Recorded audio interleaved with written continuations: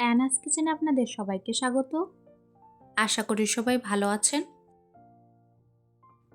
আজকে আমি বানাবো সহজ পদ্ধতিতে পাবদা মাছের তেল ঝাল।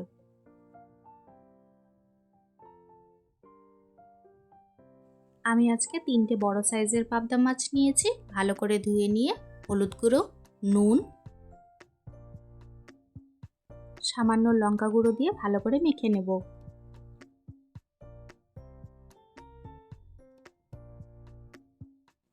প্যানে পরিমাণ মতো তেল দিয়ে মাছগুলো ভেজে নেব।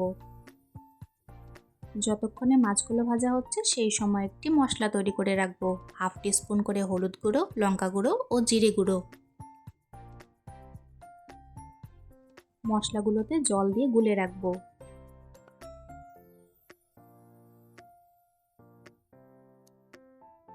মাছগুলোর একটি সাইড খুব ভালো মতো ভাজা হয়ে গেছে।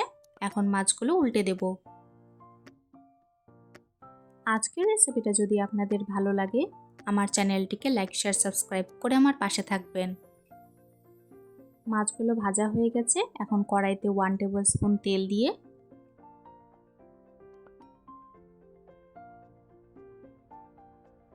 তেল গরম হয়ে আসলে সামান্য কালো জিরে ফোড়ন দেব।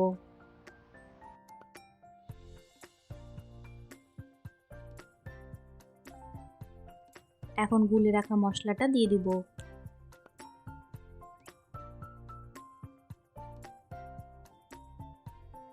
ভালো করে তেল ছাড়া অবধি কষিয়ে নেব। স্বাদ মতো নুন ও কয়েকটি কাঁচা লঙ্কা দিয়ে দিলাম।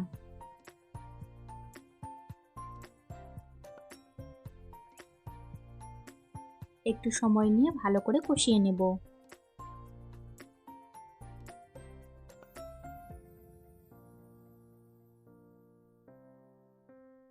মশলা থেকে তেল ছেড়ে আসলে 1 কাপ জল দিয়ে দিব। আমি এখানে গরম জল ব্যবহার করেছি। গরম জল ব্যবহার করাতে ঝোলের টেস্টটা কিন্তু খুব ভালো আসবে। এরপর ভেজে রাখা মাছগুলো ছেড়ে দেব।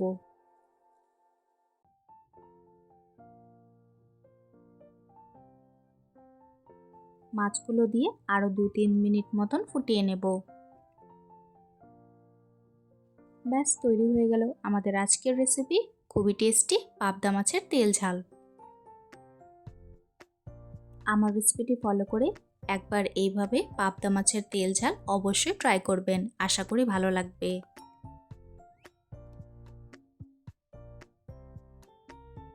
আজকের ভিডিও দেখার জন্য আপনাদের সবাইকে অনেক ধন্যবাদ। সবাই খুব ভালো থাকবেন।